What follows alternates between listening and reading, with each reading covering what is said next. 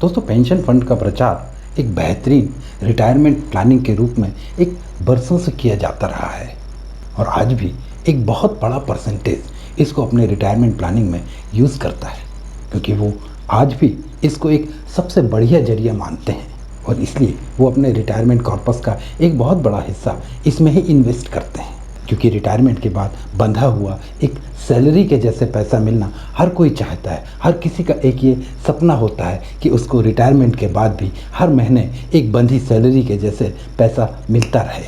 परंतु दोस्तों, हम ये भूल जाते हैं कि ये पेंशन जो हमको मिलती है, ये पेंशन जो एक सरकारी पेंशन हमको मिलती है, उससे बहुत अलग है। क्योंकि वो सरकारी पेंशन समय के साथ साथ बढ़ती जाती है, परंतु दोस्तों ये पेंशन जितने रुपये से चालू होती है उतने रुपये पर ही ख़त्म होती है। और इसलिए इस पेंशन से मिलने वाली फाइनेंशियल सिक्योरिटी कितनी इफ़ेक्टिव होगी ये हमको बाद में ही मालूम चलता है। क्योंकि दोस्तों ये तो एक फिक्स्ड पेंशन है और इसलिए कुछ समय के बाद महंगाई की मार इसकी कमर तोड़ देती है। पर दोस्तों तब हम कुछ नहीं कर पाते हैं, क्योंकि कोई भी करेक्टिव एक्शन लेने का समय निकल चुका होता है। इसलिए दोस्तों इन सारे एस्पेक्ट्स को समझे बिना इस तरह के ऑप्शंस में हमको अपना पूरा का पूरा पैसा इन्वेस्ट नहीं करना चाहिए। तो आइए दोस्तों, इसको हम थोड़ा और डिटेल में डिस्कस करते हैं।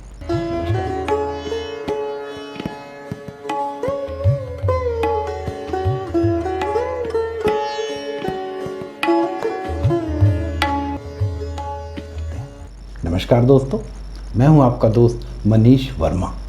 आपका पैसा आपका प्लान में आप सभी का स्वागत है। तो दोस्तों हम बात कर रहे थे रिटायरमेंट पेंशन की।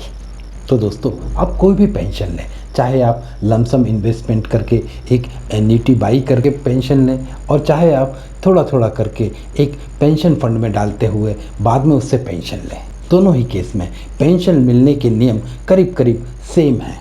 इसमें आपको 6-7 ऑप्शन मिलते हैं और फिर जो ऑप्शन आप सिलेक्ट करते हैं उसके हिसाब से आपकी पेंशन बढ़ जाती है और फिर वो फिक्स रकम आपको आपकी चॉइस के हिसाब से क्वार्टरली, ईयरली या मंथली जैसा आप चाहें वैसे मिलती रहती है।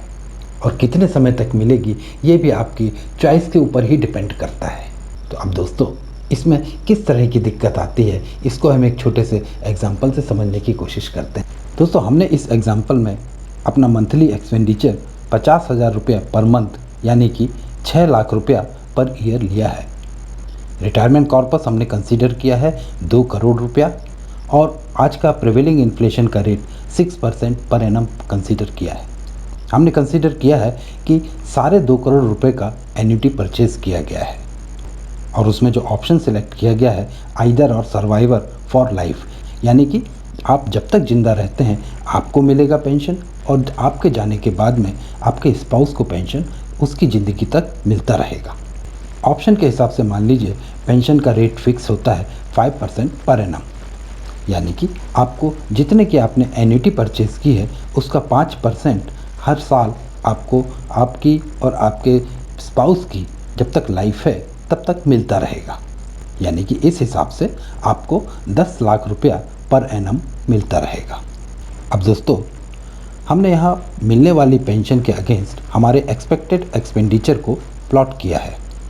तो दोस्तों pension right from the beginning to the end of the retirement period same 10 lakh रुपया पर ईयर है। यानी रिटायरमेंट के ईयर 1 से रिटायरमेंट प्लानिंग के अंतिम वर्ष यानी कि 30वें वर्ष तक हमारी पेंशन 10 लाख रुपया पर ईयर रहती है। यदि रिटायरमेंट 61वें साल से चालू होता है तो ये 61वें साल से चालू होकर 90वें साल तक चलती है। अब देखते हैं जैसे जैसे रिटायर्ड लाइफ आगे बढ़ती है तो हमारी फाइनेंशियल सिक्योरिटी का क्या हाल होता है। अब पहले साल यानी कि 61वें साल की बात करें तो हम फाइनेंशियली सिक्योर्ड हैं, क्योंकि हमारी पेंशन 10 लाख रुपए मिल रही है जबकि हमारा खर्च 6 लाख रुपया ही है।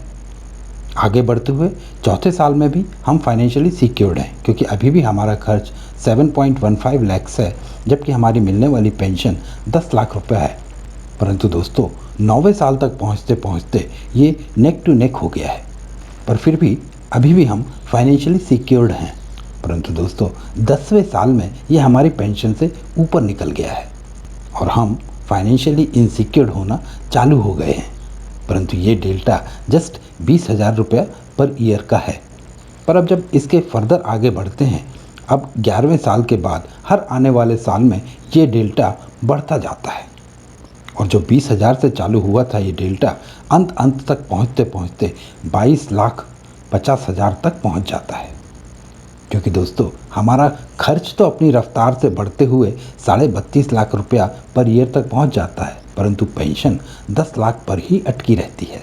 तो दोस्तों इस एग्जाम्पल से आपको बहुत क्लियरली समझ में आता है कि 2 करोड़ रुपए की एन्युटी से भी हम कुछ सालों तक ही फाइनेंशियली सिक्योर्ड रह पाते हैं, जबकि हमारे खर्च की शुरुआत मात्र 50,000 रुपये महीने से हुई थी, यानी 6 लाख रुपया पर ईयर से हुई थी। और दोस्तों यही खर्च आखिरी तक पहुँचते पहुँचते करीब 32.5 लाख रुपये तक पहुँच जाता है और मंथली खर्च की बात करें तो 2,70,000 रुपये तक पहुँच जाता है।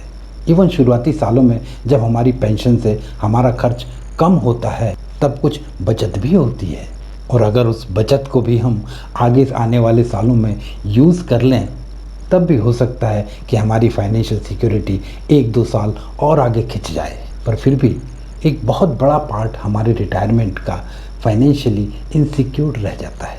इसलिए जब तक पूरा एनालिसिस ना कर लें तब तक हमको अपने रिटायरमेंट कॉर्पस को इस तरह के ऑप्शंस में पूरा का पूरा इन्वेस्ट नहीं करना चाहिए।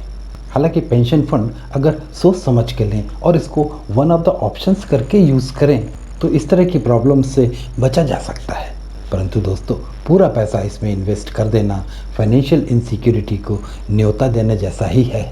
तो दोस्तों अब अपने कॉर्पस का कितना पार्ट इसमें इन्वेस्ट करना चाहिए, पेंशन प्लान का कौन सा ऑप्शन हमको सिलेक्ट करना चाहिए, इसके ऊपर में हम आने वाले वीडियोस में डिटेल में डिस्कस करेंगे। बस आप हमारे साथ में जुड़े रहिए। तो दोस्तों आज के लिए बस इतना ही। कैसा लगा हमारा आज का ये डिस्कशन, अपनी प्रतिक्रिया जरूर दीजिए, और अगर पसंद आया है तो आप हमारे चैनल को सब्सक्राइब भी ज़रूर कीजिए, जिससे कि इस तरह के टॉपिक्स के ऊपर में आने वाले सारे डिस्कशंस में आप भी सम्मिलित हो सकें। तो दोस्तों फिर मिलेंगे एक नए टॉपिक पे नए डिस्कशन के साथ। तब तक के लिए नमस्कार, जय हिंद।